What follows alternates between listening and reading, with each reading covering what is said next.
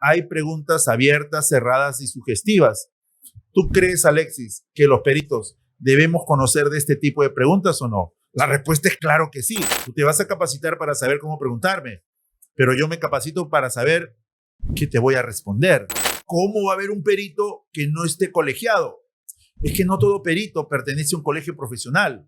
Pues el perito ahora no es un dios. Doctor, ¿cuál es la pregunta que nunca se le debe hacer a usted como perito médico? Bueno, yo te diría que... Hola, ¿qué tal? Bienvenidos a un nuevo capítulo de GEPUT Podcast. En esta oportunidad nos acompaña el profesor José Luis Pacheco de la Cruz, quien es doctor en Derecho y además es médico especialista en Medicina Legal. Y en el día de hoy abordaremos distintos tópicos relacionados al tratamiento de la pericia. ¿Qué tal, doctor? ¿Cómo está? ¿Qué tal, Alexis? Muchas gracias por cursarme la invitación y extiendo también mi gratitud a nuestros amigos de GEPUT, una institución académica que año tras año viene compartiendo este tipo de conocimientos, no solo de manera presencial, sino también ahora por medio de estos métodos audiovisuales. Sí, justamente, doctor, era indispensable, pues, si es que íbamos a tratar de pericia, tenerlo sentado y conversar y abordar algunos tópicos importantes. Pero antes de entrar quizás al tema académico, sería interesante saber cómo es que usted se adentra en esta materia y cómo es que específicamente la relaciona con el tratamiento de la medicina legal, el derecho. Mira, Alexis, desde hace años atrás vengo desarrollando la labor pericial de manera oficial. Entenderás por qué digo de manera oficial, porque trabajo para el Instituto de Medicina Legal y Ciencias Forenses, que es parte del Ministerio Público, y esto lo vengo ya desarrollando hace más de 20 años, ya que la pregunta no es tan académica, sino de índole personal. Cuando yo inicié los estudios de medicina humana, siempre ya tenía esta visión de hacer la especialidad en medicina legal. Como tú sabes, los médicos cirujanos tenemos dos carreras en nuestras vidas profesionales, dos senderos, digamos. O nos quedamos como médicos cirujanos, muchas veces llamados por la comunidad médicos generales, seguro que has escuchado eso, o podemos optar por una especialidad médica. En el país tenemos más de 50 especialidades médicas. Te cito algunas: dermatología, cirugía plástica, urología, medicina interna, ginecobstetricia. Hay más de 50 especialidades. Una de ellas es la especialidad de la medicina legal. Así es que, pues, apenas yo culminé mis estudios de medicina humana, que son 7 años, me titulé como médico cirujano e inmediatamente postulé a la Universidad Nacional Mayor de San Marcos a realizar la especialidad de medicina legal. Esa especialidad tiene un tiempo de 3 años de capacitación permanente, tanto en lo teórico como en lo aplicativo o práctico. Entonces, apenas pues yo culminé los estudios de la especialidad, inmediatamente ingresé ya a realizar la labor pericial. Vuelvo a repetir, labor que la hago con mucha pasión, como tú sabes. Y si hay oportunidades de estar frente a cámaras y de conversar con personas tan distinguidas como tú, estimado Alexis, pues conversar sobre lo que es mi especialidad, mi ciencia. Y no solamente quizás desde un aspecto laboral, sino también hablando en sí desde el aspecto académico. Porque si bien es cierto, ha desarrollado una vida profesional a nivel especializándose en medicina legal, no ha dejado de lado la vida académica y creo que eso es muy importante. Justo lo conversábamos hace poco, ¿no?, respecto a ello. ¿Qué tan importante es mantener una línea académica paralelamente a la profesión? Sí, Alexis, yo le voy a sumar un factor más a lo académico y a lo profesional. Le voy a sumar el factor de lo personal. Podemos tener un excelente académico, un excelente profesional, pero si descuida el lado personal, pues el engranaje no va a ir bien. La labor pericial que realizamos en nuestro país exige eso, exige que quien está en una audiencia judicial y exponiendo los conocimientos teóricos o académicos como tal, debe demostrar una experticia en lo profesional, pero debe tener ese componente personal de poder ilustrar al que no conoce lo que quiere conocer. Recuerda, Alexis, tú eres abogado. Los peritos se deben a una comprensión o mayor explicación o ilustración que exige un operador de justicia. No existiría pericia o no existiría, digamos, perito si es que se conociera de todo. Los abogados que investigan un determinado hecho van a requerir conocer del punto de vista científico cuáles fueron las características de ese hecho para poder tener una convicción y acusar o no un determinado hecho. Entonces, si no hay esa cualidad, ese requisito del perito en saber transmitir con términos claros, sencillos, entendibles, lo que profesa su ciencia, pues estamos de más, estimado Alexis. Yo puedo estar aquí como un perito que sabe mucho, pero si el amigo que nos está acompañando aquí no entiende lo que yo digo, pues estaría de más.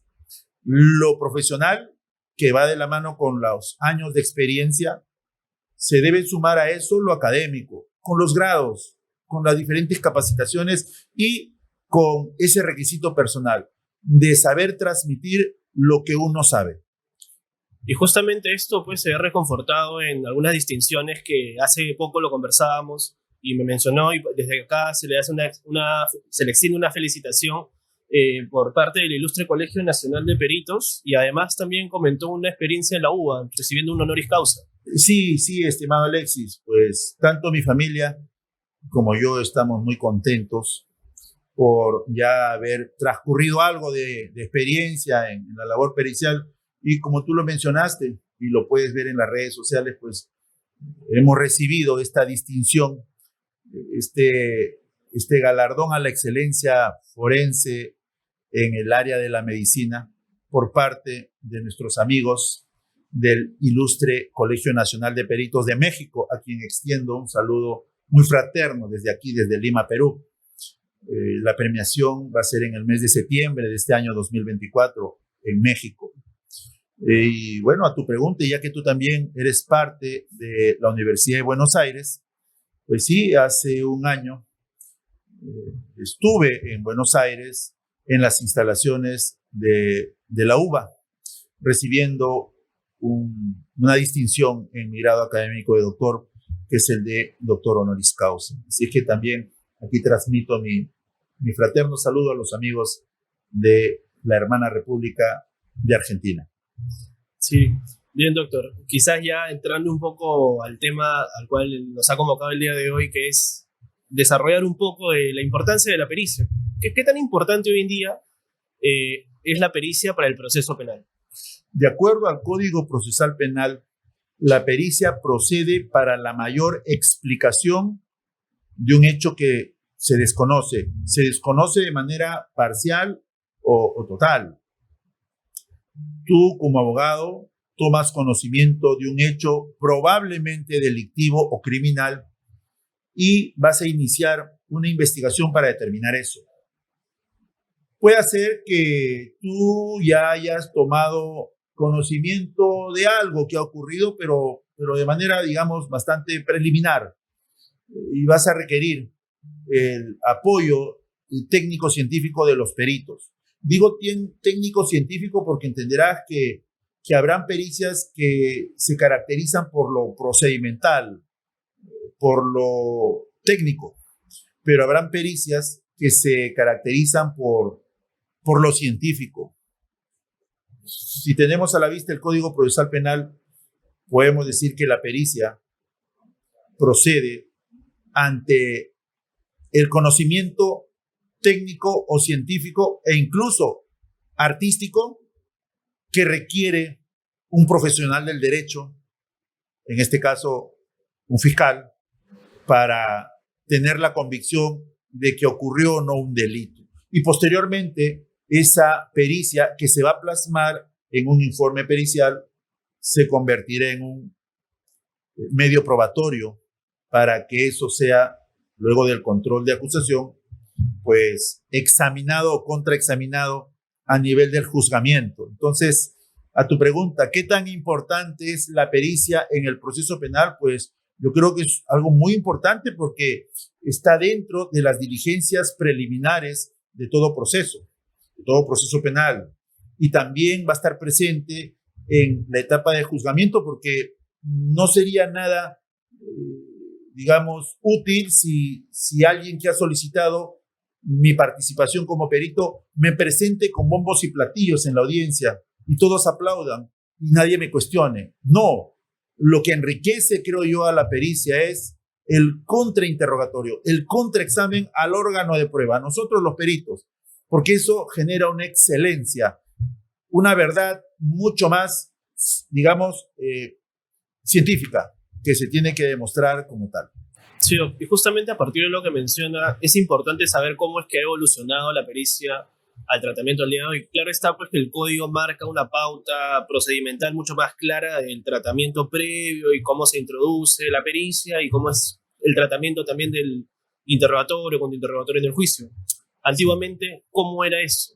Bueno, te comenté que ya tengo bastante tiempo en esta labor, digamos, ya casi más de 20 años, digamos, ¿no? Como tal, en este tipo de trabajo pericial y me di cuenta de este cambio a partir del año 2006, en que ya se implementa en los distritos judiciales de nuestro país, en aquella época denominado nuevo Código Procesal Penal.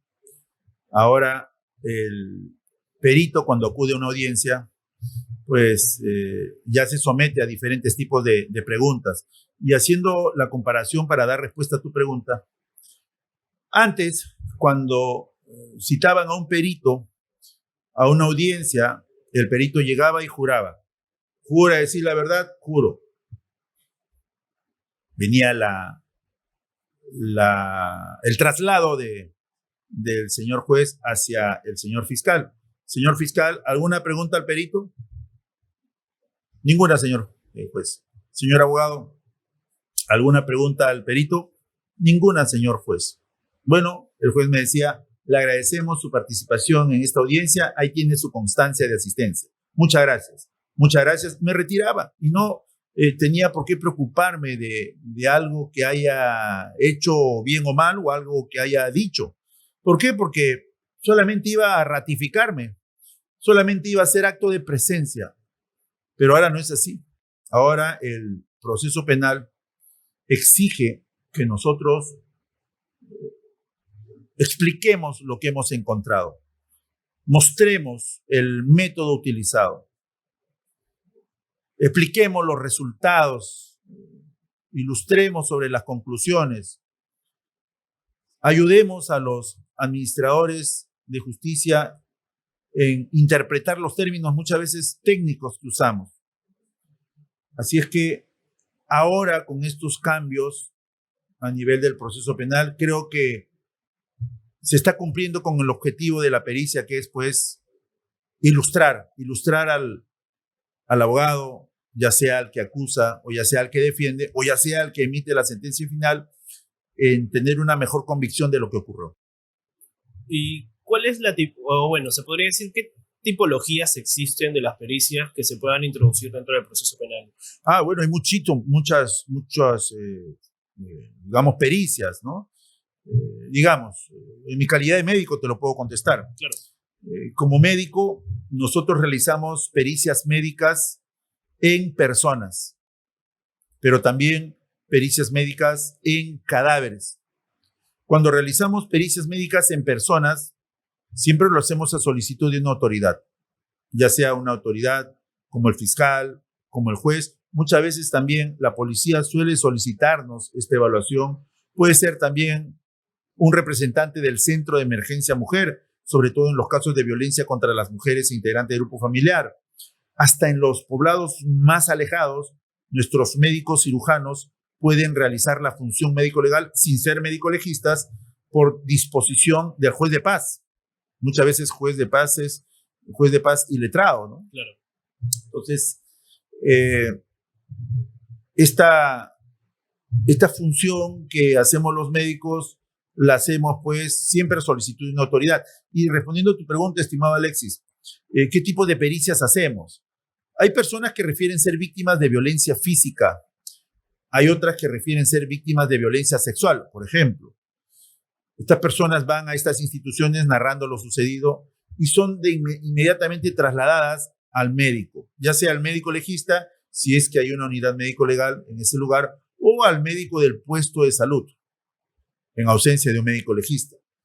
Ese tipo de pericias se denominan, Alexis, pericias clínico-forenses. ¿Por qué clínico-forenses? Porque estamos haciendo la evaluación a una persona. Pero también tenemos pericias que realizamos en cadáveres. Ese tipo de pericias se denominan pericias tanatológicas forenses. Por ejemplo, cuando realizamos una necropsia médico-legal, cuando previamente hemos participado en el examen del cadáver en una diligencia fiscal denominada levantamiento de cadáver. Puede ser también cuando se retira el cuerpo de un cadáver que se cuestiona la causa de muerte. Podemos participar en una exhumación, habrás escuchado eso. Entonces, hay diferentes tipos de pericias que realizamos los médicos. Vuelvo a repetir, pericias que realicemos en personas y también en cadáveres. Y algo más, hablando ya del Código Procesal Penal, Alexis, el médico también está facultado para extraer muestras, no para examinarlas, pero sí para extraerlas. Por ejemplo, si tenemos a una persona que refiere ser víctima de violencia sexual, yo haré el examen corporal, examen genital. Luego de eso, antes de que la persona se retire, le voy a extraer muestras. Puede ser a nivel vaginal, puede ser a nivel anal. Y lo voy a extraer siempre cuidando ese principio que tú conoces como abogado, que es el principio de cadena de custodia, que va a ser el procedimiento que garantiza que lo que yo estoy recogiendo en ese momento es lo que está llegando al laboratorio. De igual manera, si realizamos un examen en un cadáver, por ejemplo, cuando yo realice una necropsia, voy a tener que hacer el examen de cavidades, el examen interno. Voy a recoger muestras de lo que está dentro del estómago. Disculpen que utilice estos ejemplos, pero es lo que hacemos. Yo voy a recoger esa muestra. ¿Por qué? Porque tú seguramente como abogado, Alexis, quieres saber si esta persona previa a la muerte consumió alcohol o de repente si es que le introdujeron a su comida alguna sustancia tóxica letal. Entonces hacemos esa extracción de muestra. Muchos abogados suelen cuestionar por qué lo hacemos. Bueno, está en nuestras competencias y facultades el extraer muestras tanto de personas como de cadáveres que hemos examinado. Lo que no está en nuestra competencia es examinarlo. O sea, yo no me voy a poner a observar con un microscopio qué es lo que hay en el contenido vaginal o anal. ¿Por qué? Porque yo no soy biólogo. Eso lo hará otro profesional de la salud. De igual manera, yo no me voy a poner a analizar lo que tú tienes en sangre o lo que el cadáver tuvo dentro del estómago, de lo que consumió. ¿Por qué? Porque eso lo va a hacer otro especialista, que es un perito en química o toxicología forense. Entonces, esas serían las pericias o tipos de pericias que frecuentemente hacemos a nivel médico-legal. Claro.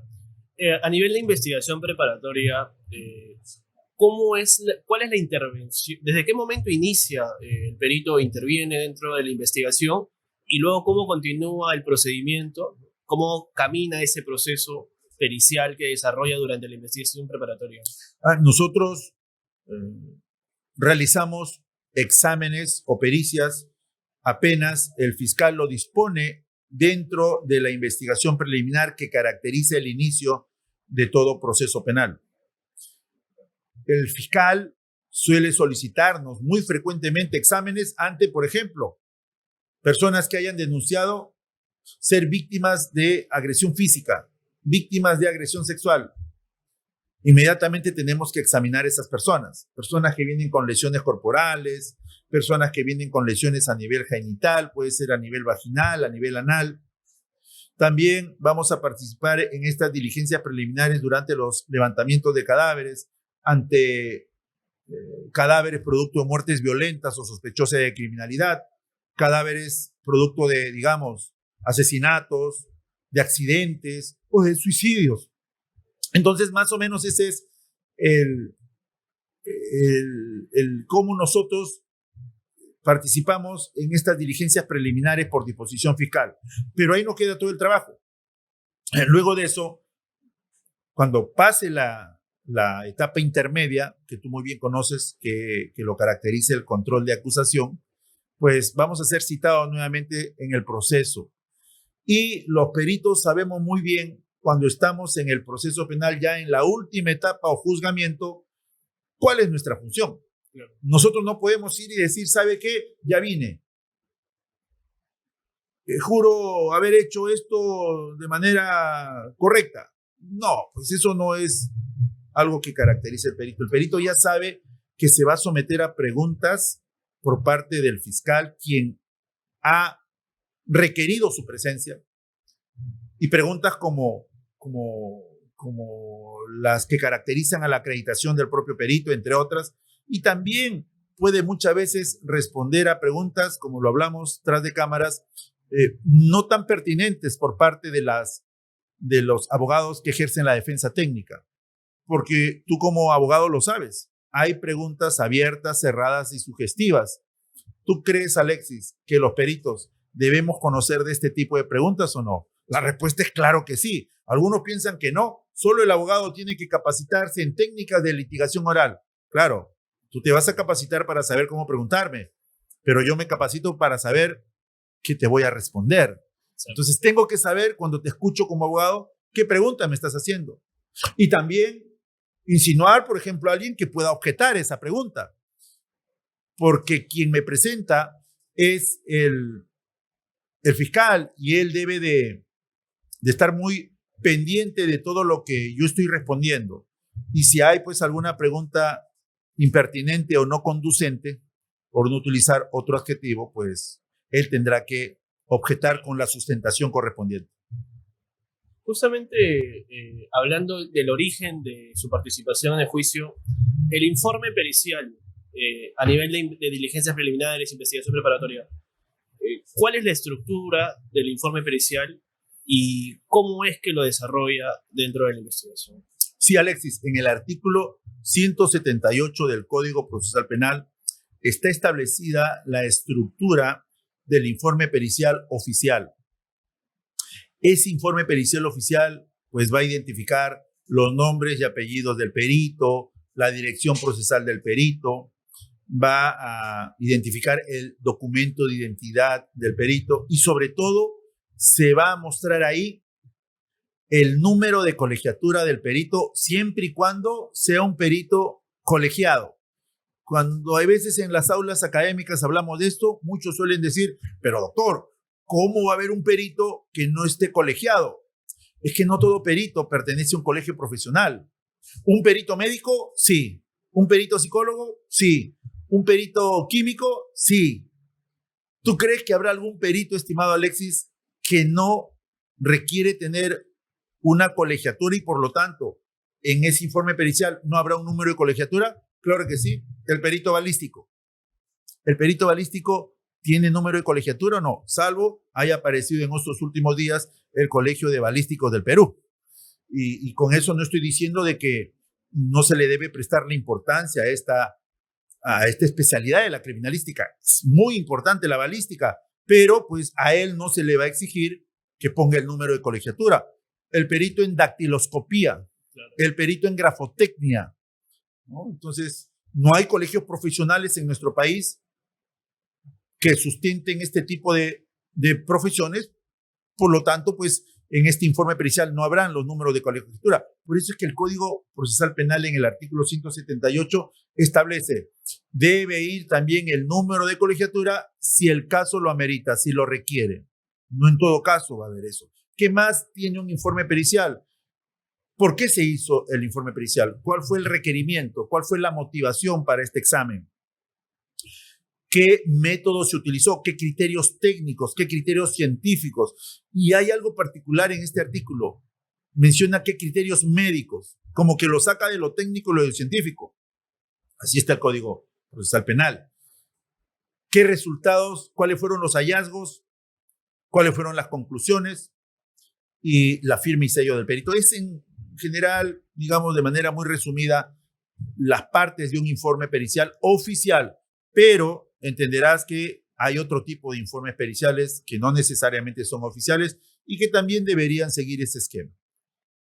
¿Qué criterios se debería tener en cuenta cuando un abogado observa un informe pericial que evidentemente pues tiene algunas falencias? Muchos abogados suelen capacitarse en el manejo de guías, protocolos o manuales. Los peritos forenses en nuestro país somos parte ya sea del Ministerio Público o de la Policía Nacional del Perú.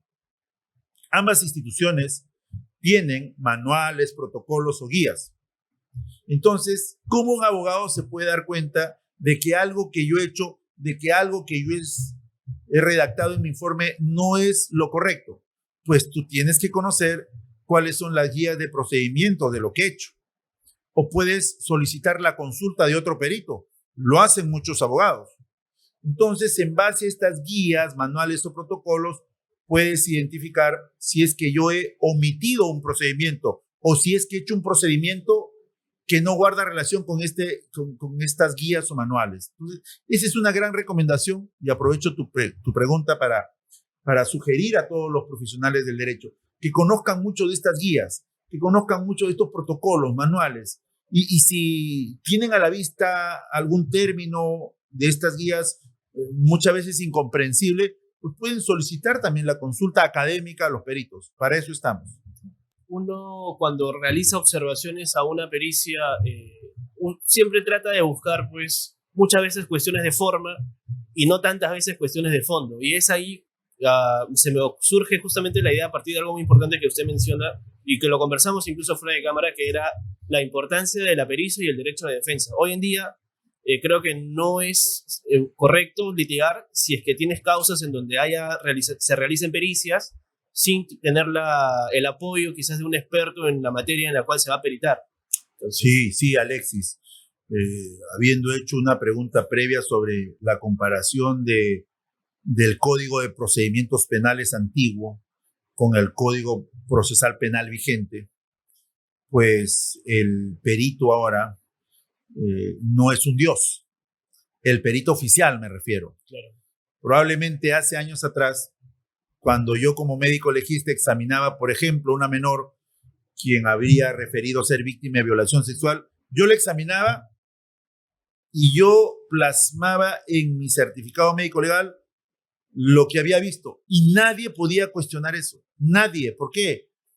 Porque pues no había, digamos, la diversidad de peritos que ahora sí lo pueden hacer. El peritaje médico de parte es muy importante e incluso podría decir que es muy importante para la pericia médica oficial. ¿Por qué? Porque genera que nosotros como peritos oficiales hagamos las cosas mejor, porque va a haber otro ojo que puede mirar lo que no estoy haciendo bien. Tú como abogado probablemente no te des cuenta si yo hice bien o no algo, pero otro médico como yo lo puede hacer, ¿o no? Es lógico. Entonces, a tu pregunta, ¿qué opinión tengo sobre las pericias, en mi caso, médicas de parte, porque soy médico? Pues yo siempre he dicho que está bien que se hagan, pero así como puedo decir que está bien que se hagan, voy a decir que se hagan bien y que lo haga alguien que esté pues competentemente facultado para hacerlo. Si una pericia de oficio ha sido realizada por un médico, por ejemplo, especialista en medicina legal, y tú eres un abogado que quieres cuestionar mi pericia oficial y has contratado un perito de parte, ¿a quién contratarías, Alexis? ¿Contratarías a un médico general o tendrías que buscar a un médico especialista al igual que yo para hacer un debate académico, alturado, muy profesional? Creo que un especialista, ¿no? Sí.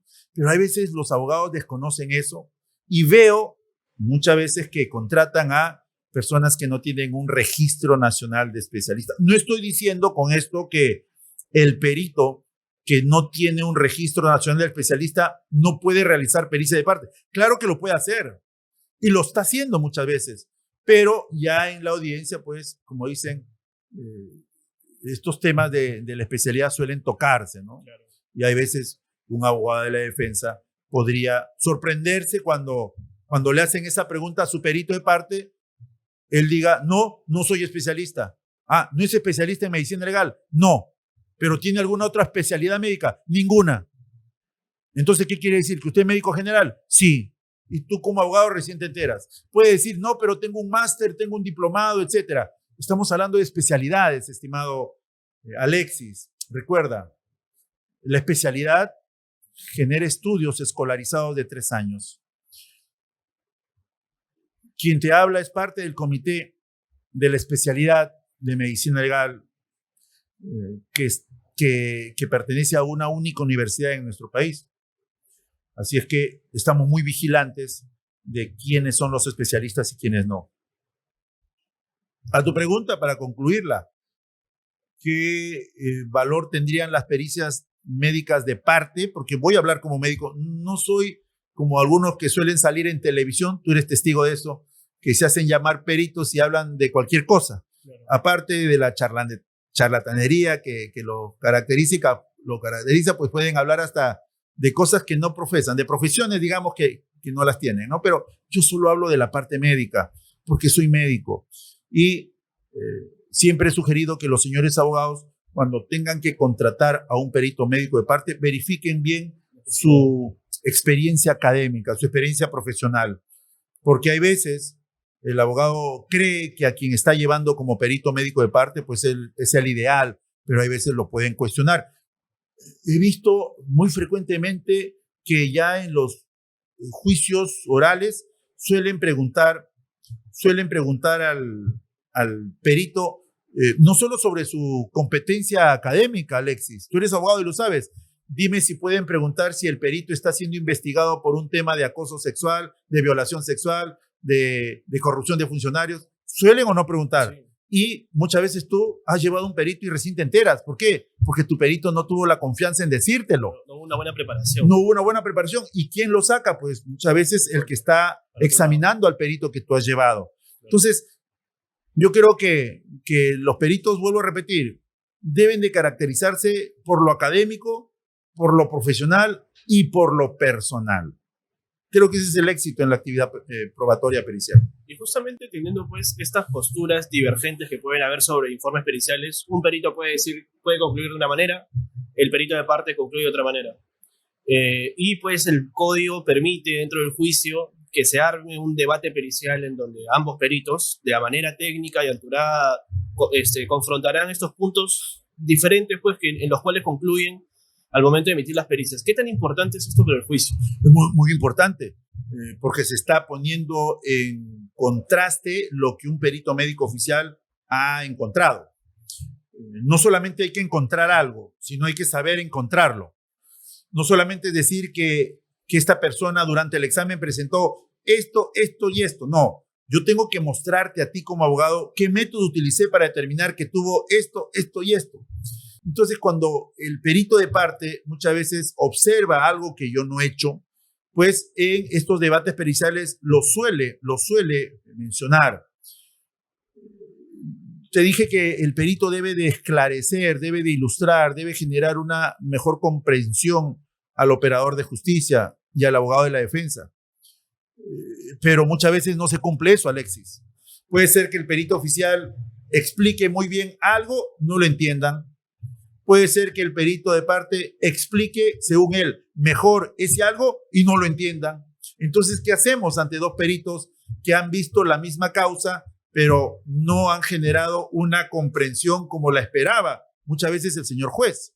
¿Qué tendrían que solicitar a un tercer perito? Tú has escuchado que eso está facultado en el Código Procesal Penal, del perito dirimente. Claro. Entonces, muchas veces convocan a especialistas de los colegios profesionales para que él de manera imparcial venga y también pueda aportar y generar una mejor ilustración a los operadores de justicia. Y eso, pues, el aspecto del debate pericial es muy importante, sobre todo para el juez, quien va a decidir. Un tema también, doctor, muy importante que considero que está teniendo mucha relevancia en la actualidad es el contrainterrogatorio que se le realiza a los peritos, que no es igual contrainterrogar a un testigo común.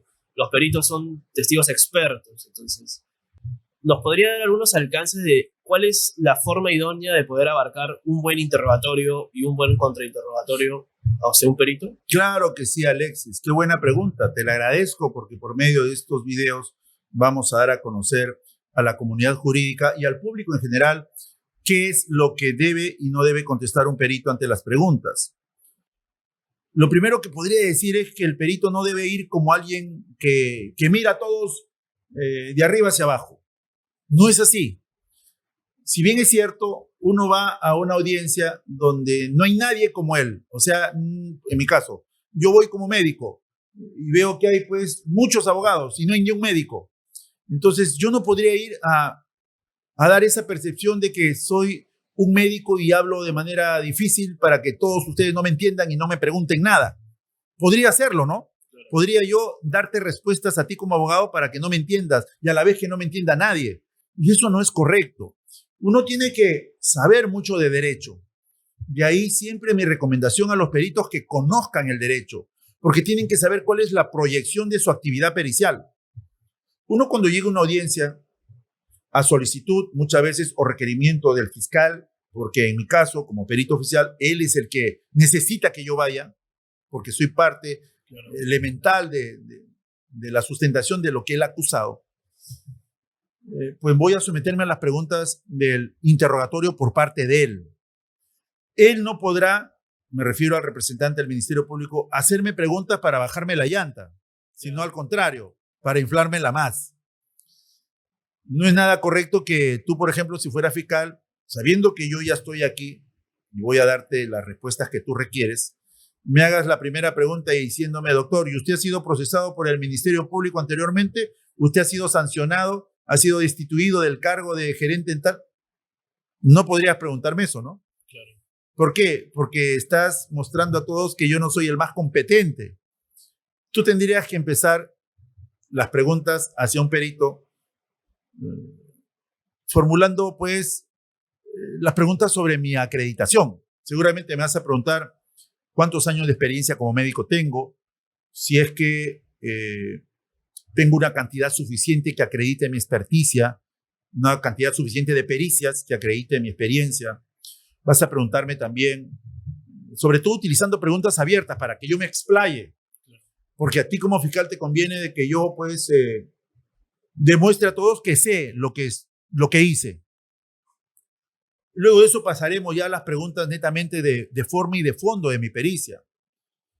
Y ya cuando el abogado de la defensa técnica me va a hacer preguntas, pues generalmente él no me va a hacer preguntas abiertas, sino me va a hacer preguntas cerradas, cortantes, ¿no? Sugestivas, muchas veces. Muy sugestivas, pero vuelvo a repetir, para eso un perito tiene que saber qué tipo de preguntas se va a tener que enfrentar en el proceso. Ya eso la experiencia uno lo enseña.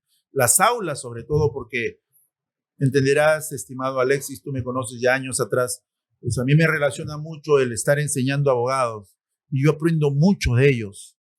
Así como ellos podrían aprender bastante de mi ciencia médica, pues yo aprendo el doble de ellos. ¿Por qué? Porque hacemos este tipo de entrenamientos de qué tipo de preguntas hacer en el caso de fiscal o qué tipo de preguntas muchas veces sugestivas que me va a hacer a nivel de la defensa técnica. Entonces, uno tiene que saber qué responder. Y para culminar tu pregunta, mira, si tú me dijeras, doctor, ¿cuál es la pregunta que nunca se le debe hacer a usted como perito médico? Bueno, yo te diría que nunca me hagas preguntas sobre la determinación de tipos penales. No es nada, digamos, infrecuente que alguien podría pensar esto. El doctor examinó a la menor de edad, ya se ratificó en contenido y firma, ya el fiscal le preguntó sobre su nivel académico, profesional, ya lo acreditó, ya el médico explicó sobre sus hallazgos. Ahora yo le voy a preguntar algo para ver si está en la capacidad de contestar. Señor médico, gracias por acudir a la audiencia. ¿Me podría responder usted si luego del examen practicado a la menor, usted pudo observar signos de violación sexual, señor médico? Entenderás tú que esa no es una pregunta correcta. Doctor, ¿usted realizó el levantamiento de cadáver? ¿Participó en la diligencia fiscal? Sí. ¿Examinó el cadáver? Sí. Mira cómo me hace preguntas cerradas. Yo le respondo sí, no, sí, no. No podría responder más. ¿Quiere decir entonces que usted examinó el cadáver? ¿Podría decirnos si encontró signos de una muerte de tipo homicida? Tú te sorprendes, ¿no? Pero te puedo comentar de que eso podría suceder. Así es que, otro ejemplo. Usted examinó a la señora en el hospital que fue llevada de emergencia. Sí, fui con el fiscal a hacer la visita médica en el hospital, la examiné. Dígame, ¿eran lesiones leves o graves? Oiga, ¿no quiere también que ponga al costado de mi respuesta según qué artículo del Código Penal? Entonces, esas son preguntas que no se deberían formular. Nosotros, y no solo los peritos médicos, sino todo perito no está facultado para determinar los tipos penales ni la responsabilidad penal de la persona que está siendo investigada. No es nada infrecuente que puedas escuchar esto, que alguien piense, vamos a preguntarle al perito médico si realmente esta mujer fue víctima de tentativa de violación sexual. Oigan, yo no puedo responder eso, no estoy facultado a eso. Claro. Justamente para eso el objeto pericial se tiene que tener marcado de forma clara desde el nombramiento y la disposición, pues, en donde el fiscal ordena la realización de la pericia. Así es, claro que sí, Alexis. Ahora, ya para ir cerrando toda esta entrevista, pasa muchas veces en la práctica que varios peritos oficiales suscriben un mismo informe, pero termina sucediendo que en juicio solo va uno a declarar.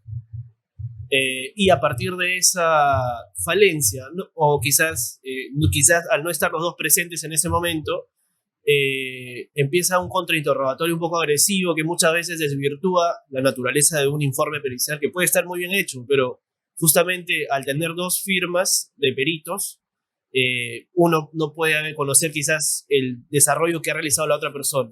¿Es frecuente o es usual que se suscriban los informes periciales con más de dos firmas?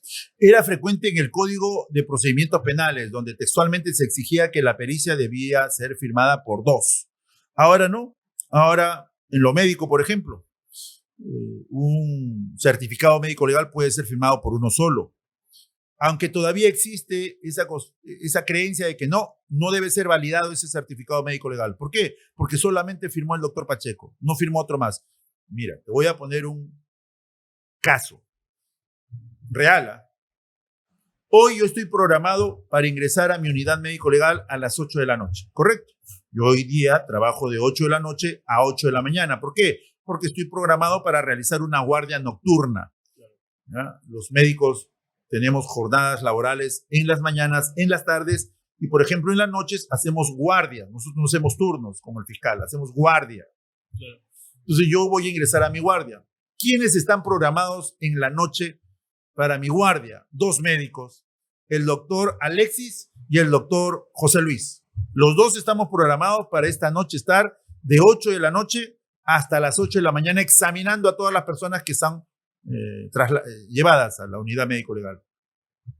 Los dos estamos examinando, 8, 8 y media, 9, 9 y media, 10, no paramos, ¿ah? Ya te imaginas la cantidad de personas detenidas que vienen, que son traídas por la policía, o la cantidad de personas que refieren ser víctimas de violencia sexual, de violencia física. Nosotros no paramos, toda la noche examinamos. Pero a las 11 de la noche llega un fiscal de turno, se presenta con el más antiguo, en este caso sería conmigo, no más antiguo por edad, sino más antiguo por años de experiencia, ¿no? O años de servicio. Entonces el fiscal va a preguntarme, doctor, soy el fiscal de turno tal, y hay un levantamiento de cadáver, requerimos la presencia de un médico. Tú y yo estamos examinando como médicos, ¿cierto? ¿Quién iría al levantamiento de cadáver? ¿Tú o yo? Yo te voy a consultar por el respeto que te tengo porque eres médico, eres mi colega. Doctor Alexis, hay un levantamiento de cadáver, los dos estamos programados. ¿Deseas ir tú o deseas que yo vaya como médico más antiguo? ¿Qué dirías, Alexis? Te pongo un ejemplo. Lo usual sería pues que el nuevo vaya y el antiguo se quede. Muy bien, me parece muy pertinente tu respuesta. ¿No? Voy a decirle al señor fiscal, hemos coordinado entre los dos médicos, el doctor Alexis lo va a acompañar.